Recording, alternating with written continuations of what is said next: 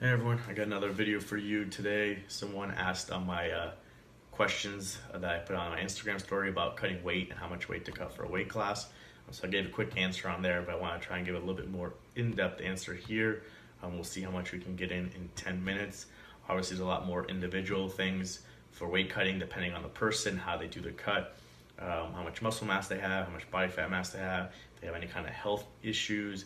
For women, depending on what your cycle is, it could affect that.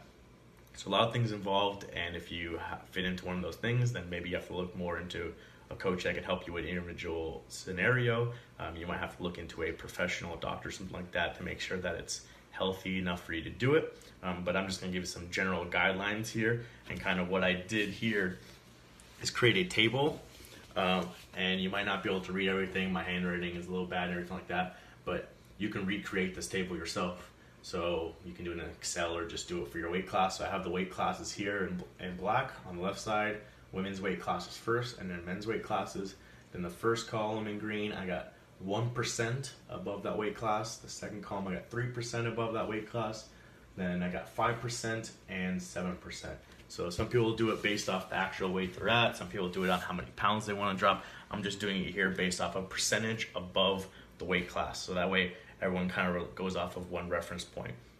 So the reason why I have the 1 and 3 in green and the 5 and 7 in red is basically just to kind of color coordinate that these 1 and 3% above are usually easier weight cuts and less of a risk of losing strength. So I consider this more doable for the mass population.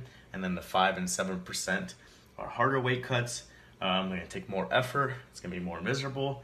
You may lose some strength that way. You may lose some muscle mass that way. And really for the 7%, if you're doing that constantly, you may want to look into moving up to the next weight class. So you can go and take whatever weight class you're in. So let's say you're in the 47s. So 1% would be 47.47, and this is all in kilos. If you don't know kilograms, you should learn it for powerlifting. Okay, so that'll be your goal for this year, go learn kilograms, especially the weights that you have to load on the bar in the warm-up room and the temps you have to put in competition. 3%, 48.41, 5%, 49.35, and 7% goes all up to 50.29. Okay, so someone who's a 47 can do these that are doable. The 1% might just be manipulating water and maybe not eating dinner the night before. They'll get some drop too, just from the drop in training load. Will reduce some inflammation, that kind of stuff like that. And they should make that no problem. 3%, they might have to add in some more methods. So on top of the water manipulation, maybe they'll have to do manipulating food to empty out the gut, and possibly working with salt as well with the water to help release more. But again, that I believe is doable. We're talking about here about 2-hour weigh-ins, and you shouldn't lose strength if you do it correctly and you make sure you replenish your body afterwards.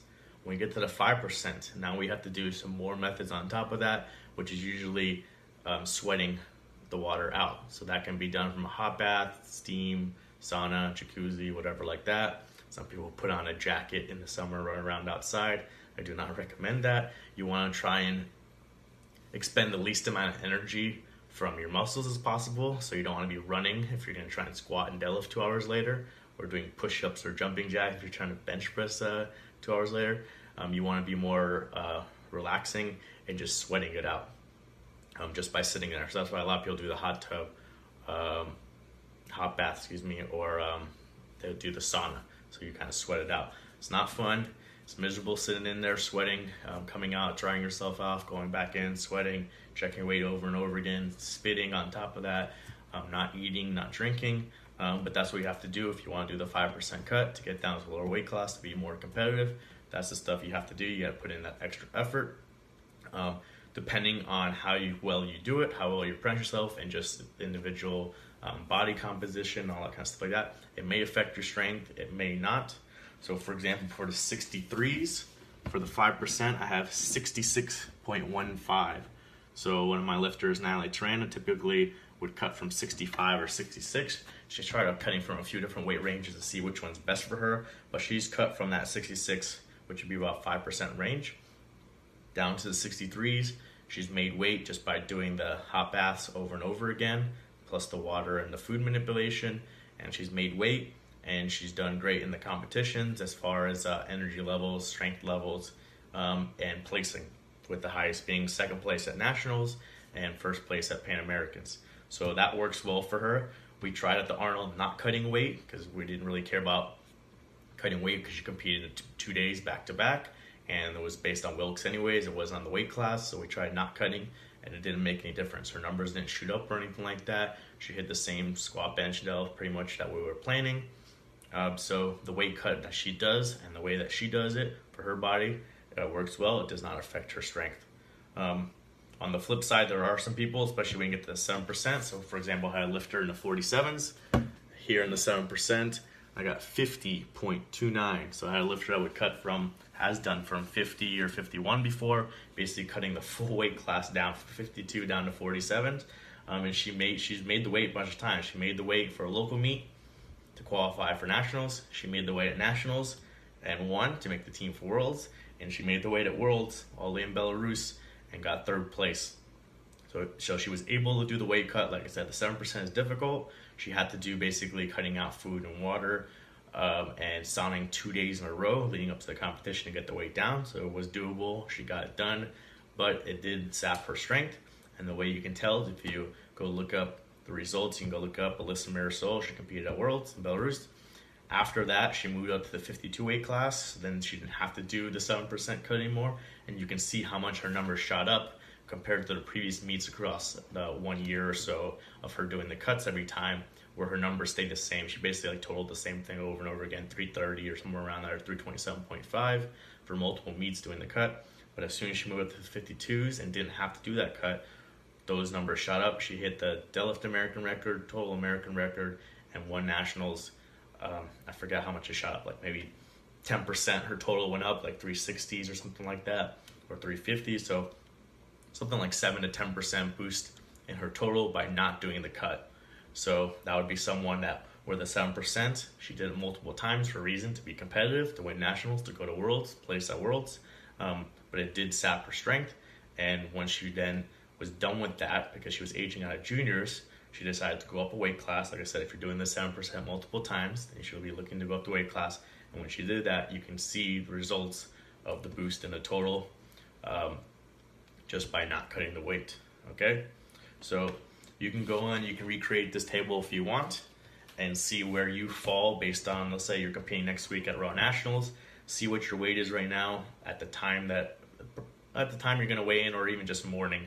See what your weight is, see where you fall in this, and then see if you're in the green or if you're in the red. If you're in the green, you should have no problem doing the cut. You should have no problem making weight, replenishing yourself, and hitting the numbers you want, the numbers you pretty much hit in the gym.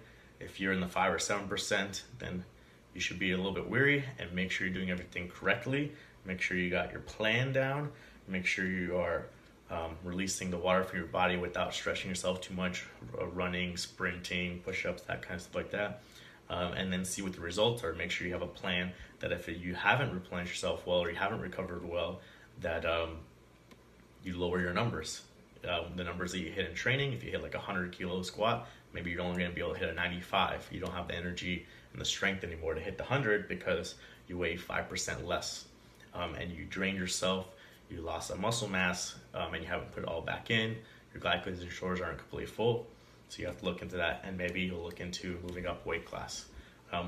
Also, you can shift these numbers a little bit based on how much muscle mass you have, because muscle mass is about 75% water. Fat mass is only about 10% water.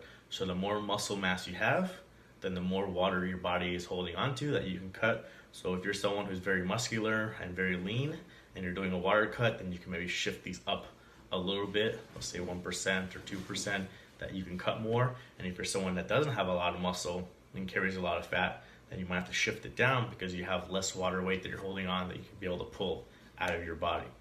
Okay, so those are some small changes, and everything from there is just individual based on you and your scenario, and what you're trying to do. So that's why you should be talking to your coach or a professional, something like that, about that cut.